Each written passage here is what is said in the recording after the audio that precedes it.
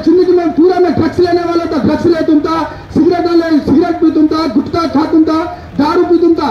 दारू पी के आगे मेरे माँ बाप को मार तुम था, मेरे वाइफ को मार तुम था। हमारे लाइफ में कभी भी हैप्पीनेस नहीं था। कब तो यीशु मसीह करने आए, कब तो चर्च को गए, कब तो बाइबल पढ़ना स्टार्ट करे। यीशु मसीह हमारे लाइफ को चेंज कर दिया। आपके लाइफ को चेंज करने बोल के है क्या?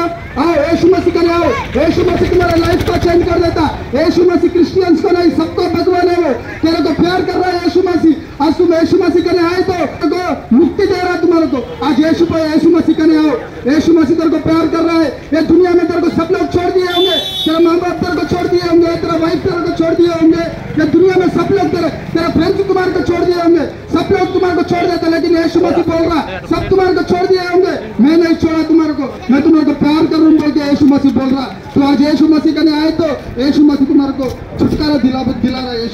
यीशु मसीह अच्छा भगवान है। मरने के बाद 2 जिंदगी रहता। कौन तो भी यीशु मसीह को अच्छा भगवान है, वो मेरा भगवान है बोल के कौन तो भी मान लेता, उसको स्वर्ग देता है यीशु मसीह। कौन तो भी नहीं माने तो उन्हें हेल को चल जाता। यीशु मसीह अच्छा भगवान है। यीशु मसीह करने आओ तुम।